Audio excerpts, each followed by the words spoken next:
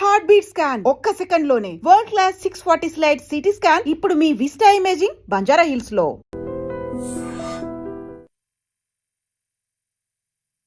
నమస్తే, నేను Kavitha. Welcome to iDream News and నిజాలు. మరి కొద్ది గంటల్లో, అంటే భారతదేశ కాలమాన ప్రకారం బుధవారం ఉదయం 5:30 కల్లా ఇరాన్లో అక్కడున్నటువంటి పవర్ ప్లాంట్లతో పాటుగా బ్రిడ్జ్ల మీద అటాక్ చేస్తాము అనేటువంటి మాట, ఆ డెడ్ లైన్ కొన్ని గంటల్లో ముగియబోతోంది. ఏం జరగబోతుంది? ట్రంప్ మళ్ళీ మాట మారుస్తారా? సరికొత్త స్టేట్మెంట్లు ఏమైనా ఇస్తారా? లేకుంటే తాను ముందు చెప్పినట్టుగానే ఇరాన్ని రాతి యుగంలోకి తీసుకెళ్లబోతున్నారా? ఎందుకని ఈ డెడ్ లైన్ గురించి ప్రపంచమంతా ఇప్పుడు చర్చించుకుంటోంది. మనతో పాటుగా ఉన్నారు సీనియర్ జర్నలిస్ట్ సురేష్ కొచ్చతిల్ గారు. సార్ నమస్తే. సార్, ఇప్పటిదాకా బోల్డ్ అన్ని స్టేట్మెంట్లు చూసాం, చాలా వరకు డెడ్ లైన్లు అనేవి చూసాం. బట్ ఈ స్టేట్మెంట్ గురించి, అందులోనూ పాత రాతి యుగానికి తీసుకెళ్తాననే దాంతో పాటుగా నరకం చూడబోతున్నారు మీరు అనేటువంటి మాట, అండ్ తను వాడినటువంటి అబ్యూజివ్ లాంగ్వేజ్, వీటన్నిటితో ఇప్పుడు ఏదో జరగబోతుంది కొన్ని గంటల్లో అనే మాట ఎందుకంత? ఐ థింక్ ఒక అమెరికన్ ప్రెసిడెంట్ ఇప్పుడు దాకా ఏ అమెరికన్ ప్రెసిడెంట్ ఈ లాంగ్వేజ్ యూజ్ చేయలేదు. మీరు యుద్ధానికి ఎందుకు వెళ్ళారు? అది ఫస్ట్ ప్రశ్న. మీరు ప్రజల కావాల్సిన ఎలక్ట్రిసిటీ ప్లాంట్ కానీ, అక్కడున్న డీసాలినేషన్ ప్లాంట్ కానీ, అక్కడున్న బ్రిడ్జ్ కొట్టడానికి వెళ్ళలేదే మీరు వెళ్ళింది ఎందుకు? యురేనియం కోసం వెళ్ళారు. వాళ్ళ ఆయుధాలు అని చెప్పారు, మిసైల్ ప్రోగ్రామ్ వెంట వెళ్ళారు. అది కాకుండా లీడర్షిప్ చేంజ్ వెళ్ళారు, అంటే రెజ్యూమ్ చేంజ్ కోసం వెళ్ళారు. కానీ ఇప్పుడు ఏం చేస్తున్నారు? మీరు అక్కడున్న బ్రిడ్జ్లు కానీ, అక్కడున్న పవర్ ప్లాంట్ కొడితే అది వార్ క్రైమ్ అవుతుంది. అంటే ఇంటర్నేషనల్ లాలో ప్రజలు, కామన్ పీపుల్ వాడే ఏదైనా ఫెసిలిటీ ఉంటే దాన్ని కొట్టకూడదు. అది నీళ్ళ ఫెసిలిటీ ఉండొచ్చు, పవర్ సప్లై ఉండొచ్చు, బ్రిడ్జెస్ ఉండొచ్చు, రోడ్లు ఉండొచ్చు, ఏదైనా ఉండొచ్చు. స్కూల్స్ అండ్ హాస్పిటల్స్ ఎలాగూ ఉంటాయి. ఇప్పుడు రష్యా యుక్రెయిన్ యుద్ధం మొదలైనప్పుడు ప్రెసిడెంట్ పుటిన్ వ్యతిరేకంగా ఏం ఆరోపణలు వచ్చినాయి? ఆయన పవర్ ప్లాంట్లు కొట్టారు, వాళ్ళ బిల్డింగ్స్ కొట్టారు, వాళ్ళ బ్రిడ్జెస్ కొట్టారు. ఆయన వ్యతిరేకంగా వార్ క్రైమ్స్ పెట్టారు. ఎవరు పెట్టారు? యుఎస్. ఇప్పుడు అదే యుఎస్ మేము అదే చేయబోతున్నాం ఇరాన్ అంటే ఏమంటారు? ప్రెసిడెంట్ పుటిన్ చేసిన అదే వార్ క్రైమ్స్ని ఇప్పుడు ట్రంప్ రిపీట్ చేయబోతున్నారు. కొత్తదేం లేదు దాంట్లో. సో లోకం అదే అడుగుతున్నారు, రేపు పొద్దున మన టైంకి, ఇండియన్ స్టాండర్డ్ టైం 5:30కి నువ్వు బాంబు వేస్తాడా లేదా? లేట్ జరగదు నా అంచనా ప్రకారం. ఎందుకంటే దీని కాన్సిక్వెన్సెస్ చాలా సివియర్గా ఉండిపోతుంది, చాలా సివియర్గా. మీరు బాంబు వేశారో, వాళ్ళ పవర్ ప్లాంట్ డిస్ట్రాయ్ చేశారు, వాళ్ళు ఖత్తర్నో, సౌదీ అరేబియానో, కువైట్నో, బహ్రెయిన్ కొడతారు. సో ప్రెసిడెంట్ పుటిన్ ఇది చేస్తే, పుటిన్ వ్యతిరేకంగా వీళ్ళందరూ క్రిమినల్ కేసు వేశారు, వార్ క్రైమ్ అని చెప్పి. నెటన్యాహు చేసినప్పుడు నెటన్యాహు వ్యతిరేకంగా ఇంటర్నేషనల్ కోర్ట్ ఆఫ్ జస్టిస్లో వెళ్ళి అక్కడ కేసేశారు. In fact international court of justice ఒక వారెంట్ ఇష్యూ చేశారు, నెటన్యాహుని ఎక్కడ కనిపిస్తే అక్కడ అరెస్ట్ చేయాలని చెప్పి. అఫ్కోర్స్ ఆ వారెంట్ ఎవరు నడిపారు అనుకోండి. కానీ ఆలోచించండి, ట్రంప్ ఇదే స్టేట్మెంట్ ఇచ్చారు. ఆయనకి నిన్న వైట్ హౌస్ బయట లాన్స్లో ఈస్టర్ ఫంక్షన్లో ఆయనకు ఒక సెన్స్ ఆఫ్ సాటిస్ఫాక్షన్ వస్తుంది. నేను బాంబ్ చేయబోతున్నాను, ఇంతమంది చనిపోతారు. సో రిపోర్టర్లు అడిగారు, మీరు చేస్తున్న దానికి అక్కడున్న ప్రజలు కష్టపడతారు, వాళ్ళకి నీళ్ళు ఉండదు, వాళ్ళకి పవర్ ఉండదు, హాస్పిటల్స్లో పేషెంట్స్ చనిపోతారు, పిల్లలు చనిపోతారు ఇంక్యుబేటర్స్లో. అంటే ఐఎమ్ నాట్ బాదర్డ్. నేను కావాల్సింది ఏంటి? స్ట్రెయిట్ ఆఫ్ హార్మోస్ తెరిచేసేయండి. ఇది ఒక అమెరికన్ ప్రెసిడెంట్ చేయాల్సిందేనా అని ఒక పెద్ద ప్రశ్న. ఏదో ఒక ఆఫ్రికన్ డిక్టేటర్ చెప్పారో, లేకుంటే ఏదో ఒక టెర్రరిస్ట్ గ్రూప్ హెడ్ చెప్పారంటే ఇంకో మాట. ఒక అమెరికన్ ప్రెసిడెంట్, ఇంత పవర్ఫుల్ పోస్ట్లో ఉన్న మనిషి ఇట్లాంటి స్టేట్మెంట్ ఇవ్వడం ఏంటి? అందులో దాన్ని పర్సనల్గా తీసుకున్నారా? పర్సనల్ కూడా, ఎందుకంటే ఆయనకు ఒక ఈగో ప్రాబ్లం లాగా అయిపోయింది. వీళ్ళెవరు నన్ను ఇంత వ్యతిరేకించడానికి? ఇరాన్ వాళ్ళు, దే ఆర్ నోబడీ. మొన్న కూడా మీరు చూసుంటారు, ఈ అమెరికన్ పైలట్ని రెస్క్యూ చేసిన దాంట్లో నిన్నటి నుంచి అమెరికన్ ఛానల్స్లో కథ అంతా మారిపోయింది. ఈ పైలట్ ఎజెక్ట్ చేసిన ప్లేస్ జియో ట్యాగ్ చేశారు ఆ రోజు చాలా మటుకు ఛానల్స్ వాళ్ళు. ఆ జియో ట్యాగ్ చేసిన చోటు నుంచి 200 కిలోమీటర్ల దూరంలోనే ఈ ప్లేన్స్ వచ్చి దిగింది ఈయన రెస్క్యూ చేయడానికి. 200 కిలోమీటర్ దూరంలోనా? మరి 30-40 కిలోమీటర్ అంటే అర్థం చేసుకోవచ్చు. So that was actually another story. మనం ఇంకోసారి డిస్కస్ చేసుకోవచ్చు. ఏంటది? యురేనియం గురించి, యురేనియంని వాడుకుంటున్నారు, యురేనియం క్యాప్చర్ చేయడానికి అమెరికా వచ్చారని చెప్పి అమెరికన్ ఫోర్సెస్ వచ్చారంట. ఆ మిషన్ మొత్తం మీకు తెలిసింది 3 ఎయిర్క్రాఫ్ట్లు పోయినాయి కంప్లీట్గా. సో ప్రెసిడెంట్ ట్రంప్ ఇప్పుడు ఇచ్చిన థ్రెట్కి దాంతోపాటు ఒక ప్యారలల్ ప్లాన్ ఒకటి నడుస్తుంది. 45 రోజుల సీజ్-ఫైర్ ప్లాన్. దాంట్లో ఏముంటుందో తెలియదు. మనం నిన్న మాట్లాడుకున్నప్పుడు గుర్తుందో మీకు చెప్పాను, Oman and Iran are talking అని చెప్పేసి. పాకిస్తాన్ పక్కన పెట్టింది. ఒమాన్ ఏమంటున్నారంటే 45 రోజులకి ఈ స్ట్రేట్ ఆఫ్ హార్మూస్ని ఓపెన్ చేద్దాం, కానీ ఇరాన్ మీద ఉన్న శాంక్షన్స్ మొత్తం తీసేసేయాలి. అంటే ఇరాన్కి ఇంకా రెవెన్యూ వస్తుంది, వాళ్ళు ఆయిల్ అమ్ముకుంటారు, దాంతో వాళ్ళు కొన్ని రోజులు క్వైట్గా కూర్చుంటారు, దాని తర్వాత అందరూ మర్చిపోతారు. ట్రంప్కి ఒక ఎగ్జిట్ ప్లాన్ ఇస్తున్నారు. ఎవరు? ఒమాన్. ఎందుకంటే 45 రోజుల తర్వాత ఎవరు అడగరు ట్రంప్ ఎక్కడ, యురేనియం ఎక్కడ, బ్రిడ్జ్లు ఎక్కడ, పవర్ ప్లాంట్ ఎక్కడ అని అడగరు. So you better quietly go away. మీరు కూడా మాకు విక్టరీ అయిపోయింది, గెలిచేసామని చెప్పేసి వెళ్ళిపోండి. స్ట్రేట్ ఆఫ్ హార్మూస్ని 45 రోజులు మేము ఓపెన్ పెడతాం. ఓకే, బట్ 45 రోజుల తర్వాత ఏం జరుగుతుందో తెలియదు. యాజ్ ఆఫ్ నో ఇది పొజిషన్. ఎందుకంటే కవిత గారు మీకు గుర్తుంటుంది, ఇజ్రాయెల్ ఉన్నారు దీంట్లో, ఇంకో అన్నోన్ కాంపోనెంట్ ఇస్ ఇజ్రాయెల్. ఇజ్రాయెల్ది ఒక యాటిట్యూడ్ ఉంది. జూలైలో జరిగిన యుద్ధంలో 12-day వార్లో ఆల్మోస్ట్ ఒప్పందం పెట్టడానికి వచ్చేసారు ఇరాన్, రెడీ అయిపోయారు.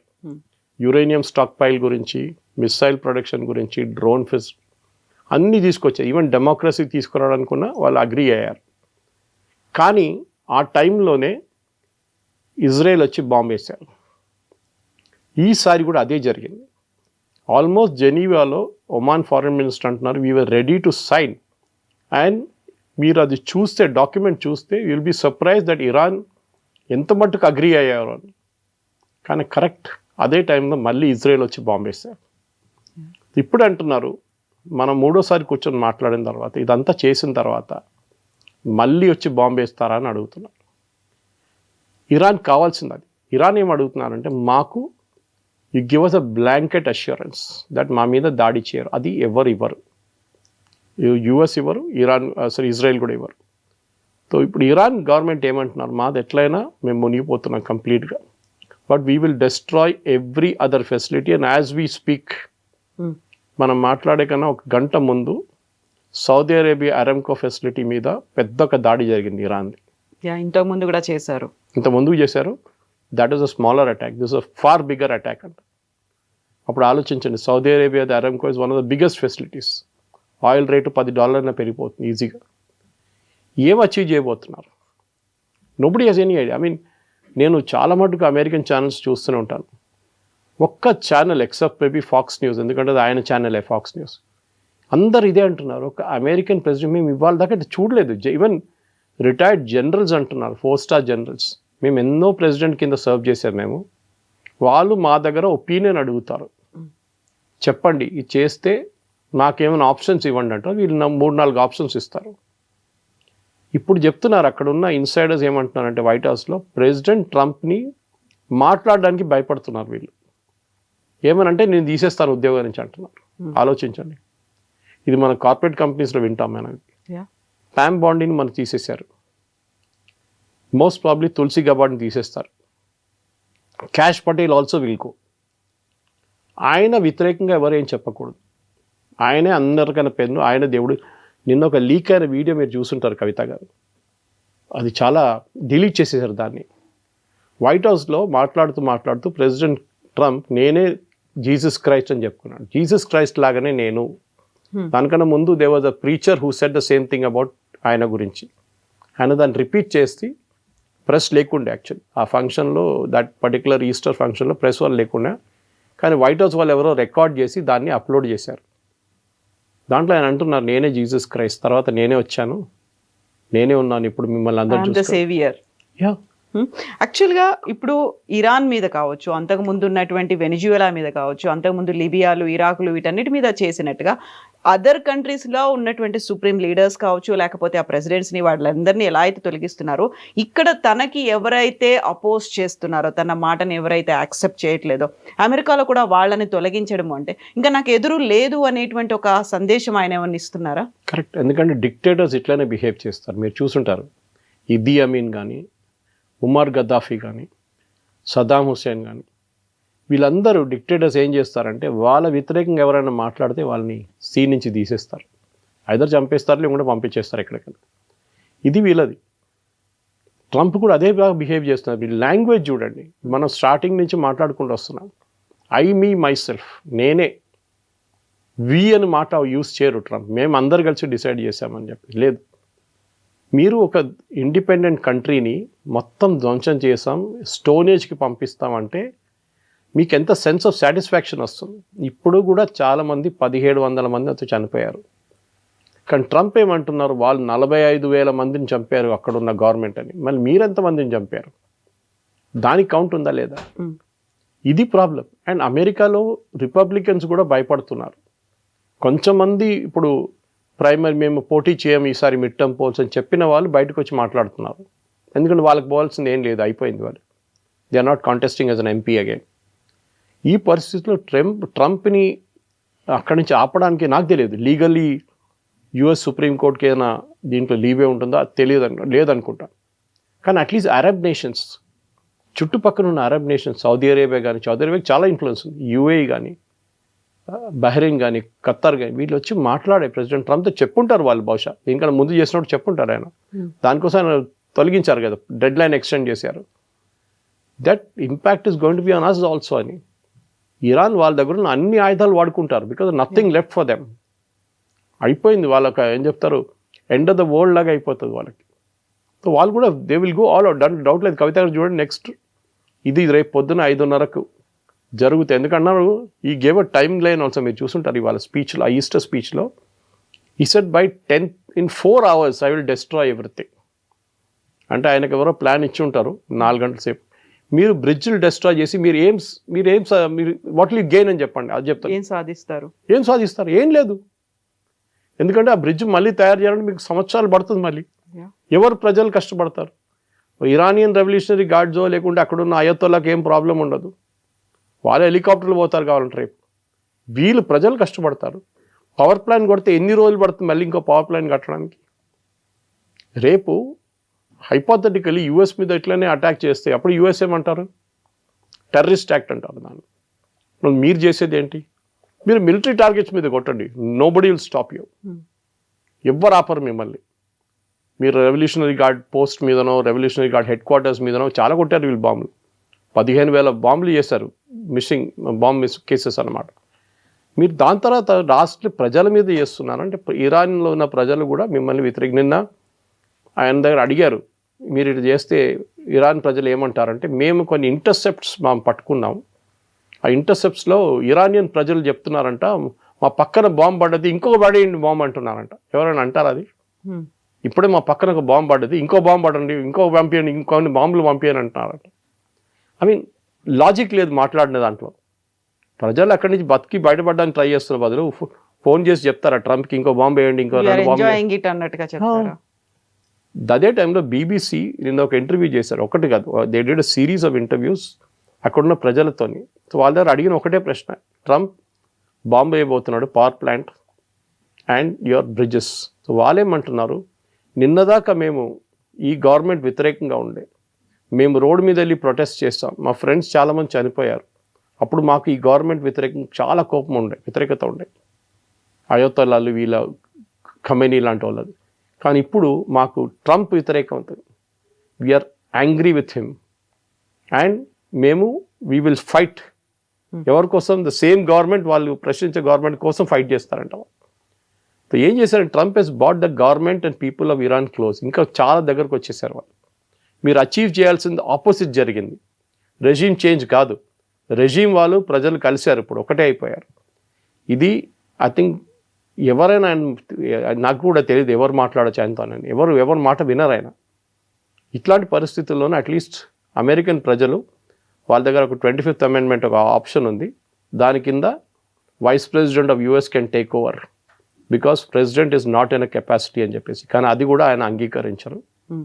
ఆయన దగ్గర ఏదో సీరియస్ మెంటల్ ఇష్యూ ఉంది ఆయనకి, దాంతోనే ఈ ప్రాబ్లం అంతా వస్తుంది. సో ఇంగ్లీష్లో ఒక మాట ఉంటుంది sir, known devil is better than unknown God అనేది. అలా ఏమైనా ఇప్పుడు ఇరాన్లో ఉన్నటువంటి ప్రజలు భావిస్తున్నారా? గతంలో ఉన్నటువంటి ఖమేనీ తీసుకొచ్చినటువంటి నిర్బంధాలు కావచ్చు, వాళ్ళ మీద బుర్కా విధానం కావచ్చు, మిగతా అన్నిటినీ చాలా స్ట్రిక్ట్గా పెట్టేవాళ్ళు. ఇప్పుడు దానికి మించి ఇప్పుడు ప్రాణభయం అనేది ఇక్కడ ఉంది అనేటువంటి భావన అక్కడ ఏమైనా వస్తుందా? అది ఎగ్జాక్ట్లీ చేశారు. నిన్న అదే అంటున్నారు. మీరు ఈవెన్ సిఎన్ఎన్లో కొన్ని ఇంటర్వ్యూస్ చూశాను నేను, అక్కడున్న ప్రజలతో మాట్లాడుతున్నప్పుడు వాళ్ళు కూడా అదే అంటున్నారు. మాకు వీవర్ టోటలీ బాంబింగ్ మొదలైనప్పుడు February 28 ఖమేనీని చంపినప్పుడు వీవర్ ఆల్ రియలీ హ్యాపీ. మేము పండుగ చేసుకున్నాం ఇంట్లో, ఆ రోజు క్వైట్ సెలబ్రేషన్ చేసుకున్నాం, రోడ్ల మీద కూడా వచ్చారు చాలా మంది. కానీ ఇప్పుడు ట్రంప్ వ్యతిరేకంగా ప్రొసెషన్ తీయాలని మాకు అనిపిస్తుంది అంటున్నారు. ఎందుకంటే మా లైఫ్ హెస్ బికమ్ హెల్ అంటున్నారు వాళ్ళు. వాళ్ళ హాస్పిటల్స్ని కొడుతున్నారు, వాళ్ళ మెడికల్ ఫెసిలిటీస్ని కొడుతున్నారు, వాళ్ళ టాప్ మోస్ట్ ఇంజనీరింగ్ కాలేజ్ని కొట్టారు నిన్న తెహరాన్లో, ఇస్ఫహాన్లో వాళ్ళ న్యూక్లియర్ ప్లాంట్ దగ్గర కొట్టారు, బుషార్లో కొట్టారు. ఐఏఈ అంటున్నారు ఆ బుషార్ ప్లాంట్లో మీరు ఇంకా బాంబింగ్ చేస్తే అక్కడ చుట్టుపక్కల 5,000 కిలోమీటర్ దాకా ఎవరు ఉండలేరు. ఆలోచించండి. Where entire Gulf will go 116 అయిపోతుంది అంతే. రేపు ఆయిల్ లేదు, గల్ఫ్ లోకానికి గ్యాస్ లేదు, ఏం దొరకదు. మళ్ళీ షెర్నోబిల్ లాగా ఇంకోటి తయారవుతుంది. ఐ థింక్ ట్రంప్ చాలా మటుకు ఒక ఏం చెప్తారు విచ్ సెండ్కి వచ్చేసారు. ఇప్పుడు ఆయనకు అర్థం కావట్లేదు ఆయనకి ఏం చేయాలని. ఆయనకి ఈగో ఏంటంటే ఈ గవర్నమెంట్ నేను చెప్పింది పట్టించుకోవట్లేదు, సో వీళ్ళకి ఒక పాఠం చెప్పాల్సింది, నేను బాంబేసి వీళ్ళని ఫినిష్ చేసేస్తాను. కానీ యూ కెనాట్ డూ దాట్. ఏదో ఒక రోజు మీ కర్మ మీద వెంట పడుతుంది మీద. అది ట్రంప్ కూడా తెలుసు. అది మీరు ఒసామా బిన్ లాదెన్ చేసింది కరెక్టా కాదా కాదు మనం అడిగేది, చెప్పేది ఇక్కడ. వాజ్ 9/11 కరెక్ట్ కాదా అని. కానీ ఒక్కొక్కసారి అనిపిస్తుంది ఇట్లాంటి పని చేస్తే ఏదో ఒక రోజు అక్కడున్న ప్రజల్లో ఒకరు కూడా తిరిగి వచ్చి మీ మీద ఇట్లాంటి ఒక అత్యాచారం చేస్తే మీరేం చేస్తారు? You will sympathise with them saying you have done it to my country, I will do it to you అని. అదే జరగబోతుంది బహుశా. యూ హ్యావ్ క్రియేటెడ్ ఒక న్యూ సెట్ ఆఫ్ ఎనిమీస్ అనమాట. మీ దగ్గర ఇప్పుడు దాకా కొంతమంది అల్ఖైదా కానీ ఐసిస్ లాంటి వాళ్ళు తయారయ్యారు. ఇంకా రేపు కొత్త ఐసిస్, కొత్త అల్ఖైదా తయారవుతారు. ఇట్లాంటి హిట్లర్ ఏం చేశాడు? ఇదే చేశాడు కదా. Hitler went mass genocide. ఒక particular group of people which are Jews, వాళ్ళని తీసుకొని గ్యాస్ చేంబర్లో పంపి లక్షల మందిని చంపారు ఆయన. ఆ హిట్లర్ని ఇప్పుడు కూడా మనం హిట్లర్ అంటాం. ఇప్పుడు ట్రంప్ కూడా ఒక హిట్లర్ లాగా తయారవుతున్నాడు. దట్ ఈస్ క్రియేటింగ్ ఒక వార్ క్రైమ్ చేసి అక్కడున్న ప్రజల్ని చంపుతున్నారు. ఎందుకంటే వేలాది మంది చనిపోతారు, దీంట్లో డౌట్ లేదు. So he should be contained. ఆయన్ని అమెరికన్ కాంగ్రెస్ కానీ రిపబ్లికన్ పార్టీ కానీ ఒక అగ్రిమెంట్కి వచ్చి ఈయనని he should be removed as the president of United states. అది ఒకటే సొల్యూషన్, ఇంకేం లేదు. ఇప్పుడు ఇంత అవుతున్నప్పుడు నెతన్యాహు అయితే ఏం మాట్లాడట్లేదు. ఐదర్ ఇరాన్ మాట్లాడుతుంది, ఆర్ఎల్స్ డొనాల్డ్ ట్రంప్ మాట్లాడుతున్నారు. సైలెంట్గా ఇజ్రాయెల్ తన పని తను చేసుకుపోతోందా అనుకున్నప్పుడు ఇంత అగ్రెసివ్గా డొనాల్డ్ ట్రంప్ ముందుకెళ్తున్నాడు. Then what is Netanyahu is doing అనేది? See, this war is Netanyahu's war actually. మీరు గుర్తుండదు, ఫస్ట్ డే February 28 రోజు it was Israeli bombing. America participate చేయలేదు దాంట్లో. వాళ్ళు బాంబు వేస్తున్నాడు, మేము కూడా ఏం చేసుకోవాలి, పక్కన కూర్చొని చూడాలని చెప్పి వచ్చాడు ట్రంప్. కానీ ఆయన ఎప్పుడు ఆయన వైల్డెస్ట్ డ్రీమ్తో అనుకోలేదు ఇది ఇట్లా అవుతుంది, స్ట్రెయిట్ ఆఫ్ హార్మూజ్ బ్లాక్ అయిపోతుంది, దాంతో లోకంలో ఉన్న మొత్తం అన్ని ఎకానమీస్ దెబ్బతింటుందని అనుకోలేదు ఆయన. ఇప్పుడు ఎకానమిస్ట్ ఏమంటున్నారు, నిన్న చాలా ఫేమస్ 2-3 ఎకానమిస్ట్ అమెరికన్ ఛానల్స్లో మాట్లాడితే ఏమన్నారంటే, అదారు అడిగిన ప్రశ్న ఇది, రేపు ఈ యుద్ధం ఆగిపోతే ఎన్ని రోజుల్లో ఒకటి ఆయిల్ ప్రైసెస్, సెకండ్ లోకంలో ఉన్న ఫైనాన్షియల్ స్టాక్ మార్కెట్స్ ఎన్ని రోజులు పడుతుంది నార్మల్ సెన్స్కి రావడానికి? వాళ్ళంటున్న నెల కాదు, సంవత్సరాలు పడుతుందంట. అమెరికన్ స్టాక్ మార్కెట్స్ కానీ, యూరోపియన్ స్టాక్ మార్కెట్ కానీ, ఏషియన్ స్టాక్ మార్కెట్స్, అది కాకుండా ఆయిల్ ప్రైసెస్. మీరు ఆయిల్ తవ్వి బయటికి తీయొచ్చు, కానీ మీరు రిఫైనరీ పనిచేయట్లేదు.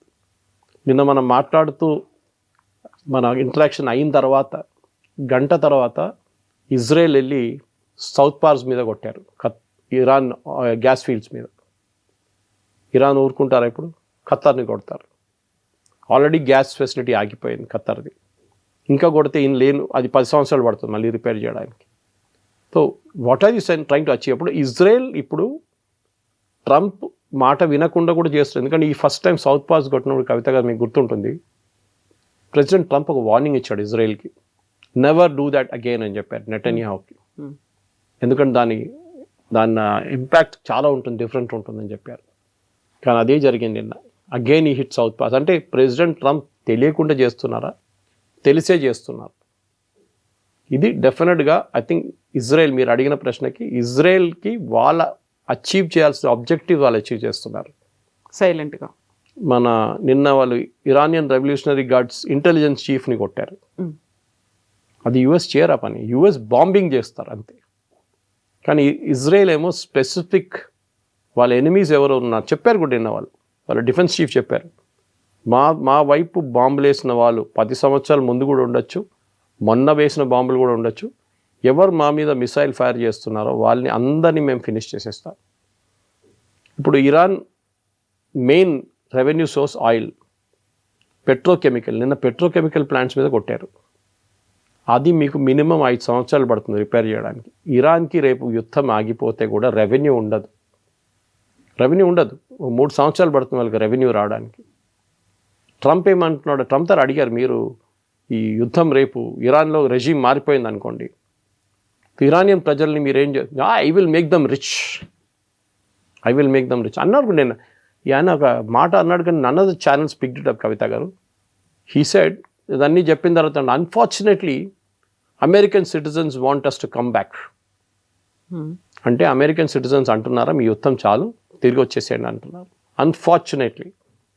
దాంతోపాటు అడిగారు, what about American citizens who oppose the war? ఈ వార్ని వ్యతిరేకిస్తున్న అమెరికన్ సిటిజన్స్ గురించి ఏం చెప్పాలనుకున్నారు?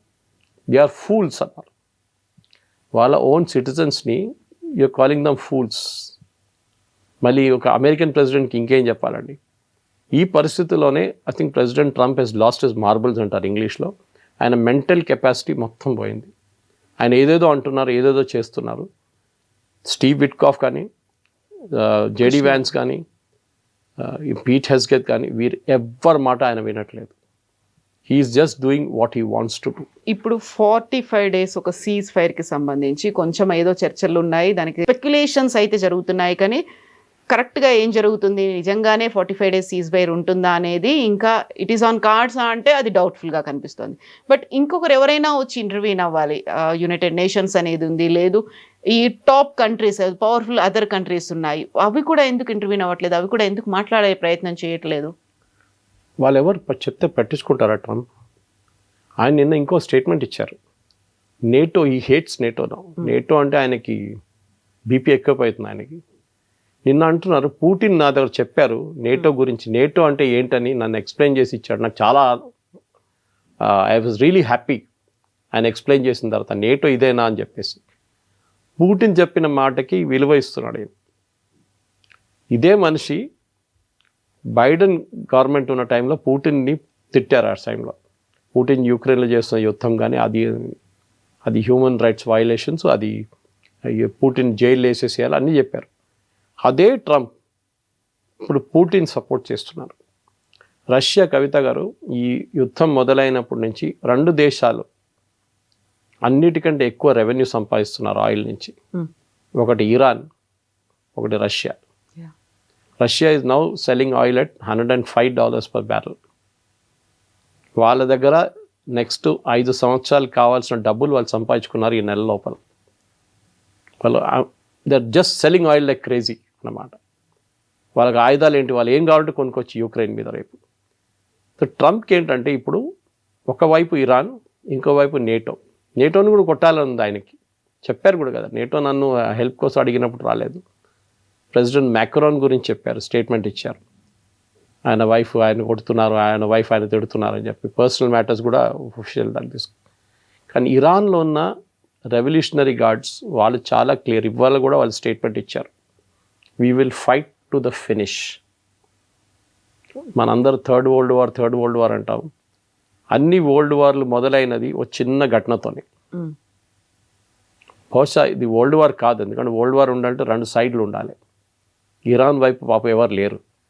అది మ్యాక్సిమం మీరు కావాలంటే చెప్పొచ్చు రష్యా ఉందని చెప్పొచ్చు అంతే. కానీ వాళ్ళు కూడా డైరెక్ట్గా సహాయం చైనా కోఆపరేట్ చేస్తున్నారు. China is buying the Iranian oil which is the biggest cooperation they can do. కానీ ఫిజికలీ వీళ్ళు ఎవరిద్దరు హెల్ప్ చేయట్లేదు.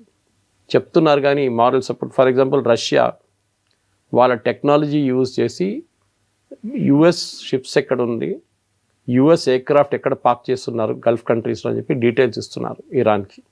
అది శాటిలైట్ ఇమేజరీ ఉండొచ్చు, ఫోటోగ్రాఫ్స్ ఉండొచ్చు.